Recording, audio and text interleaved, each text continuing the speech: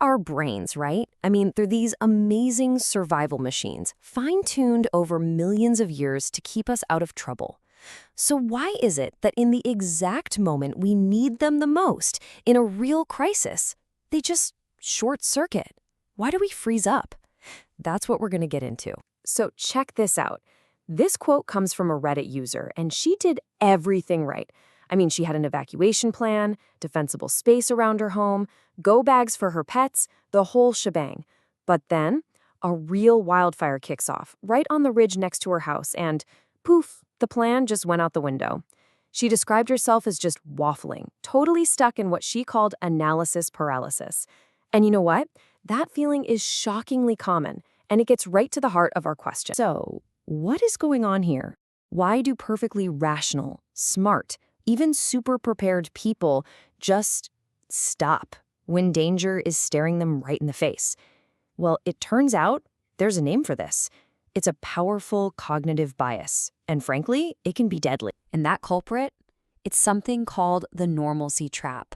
It's this default mode that our brain slips into, an assumption that everything is going to stay normal, even when all the evidence is screaming that it's absolutely not. You might have heard this called the ostrich effect. It's your brain's deep-seated desire to just maintain the status quo. When a crisis hits, there's this little voice in your head that whispers, "Nah, this can't really be happening. It's probably not that bad. It'll all blow over." And that powerful instinct to downplay or just plain disbelieve a threat is a huge reason why people wait way too long to actually do something to save themselves. And believe me, this is not some new, modern problem. This is a deep, fundamental glitch in our human programming. You can see it all through history. I mean, think about Pompeii in 79 AD.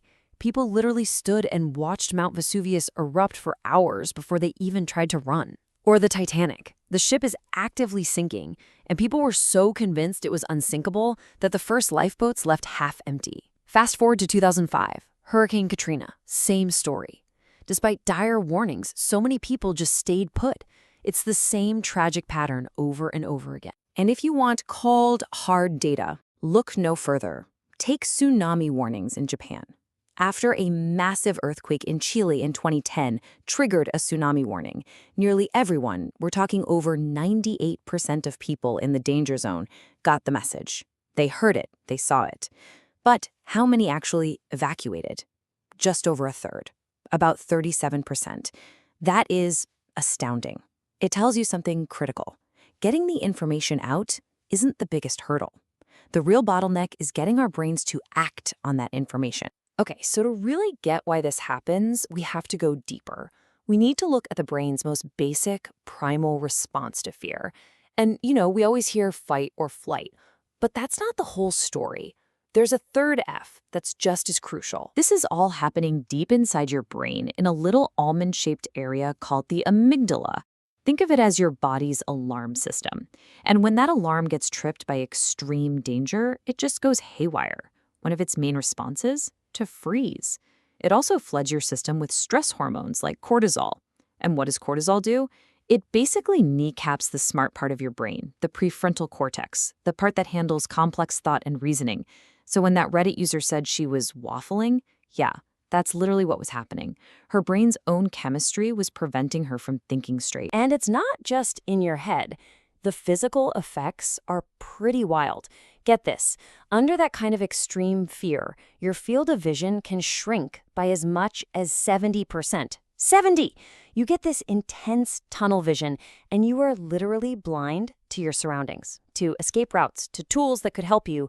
They just vanish from your awareness. And normalcy bias isn't a lone wolf. Oh no, it runs with a whole crew, a whole family of other biases that team up to keep you stuck. You've got myopia, which makes you focus on the immediate hassle of leaving, not the bigger danger of staying. Then there's optimism, that little voice saying, bad things happen to other people. And a big one, hurting. You look around, see nobody else is freaking out, and you think, well, I guess it must be fine then. It's a full-on conspiracy inside your own head. Okay, so I know this all sounds pretty bleak. Our brains are basically hardwired to work against us in a crisis. But here's the good news, and it is good news. We're not helpless. There are proven, concrete strategies to fight back against your own brain and take control when it matters most. The absolute #1 thing that separates survivors from non-survivors? It's this simple. Survivors accept reality, and they do it fast. They don't waste precious seconds or minutes drowning in denial, wishing things were different. They look the situation square in the face, no matter how brutal it is, and that is what frees them up to actually do something. So how do you actually break through that paralysis? Experts have a fantastic, simple tool for this. An acronym. STOP. First, S is for sit, or just stop. Take one single, deep breath to calm that physiological panic. T is for think. What is actually happening right now? O is for observe. Force your eyes open, fight that tunnel vision, and really see your environment. And finally, P is for plan. But here's the key. Don't try to solve the entire disaster at once. You can't.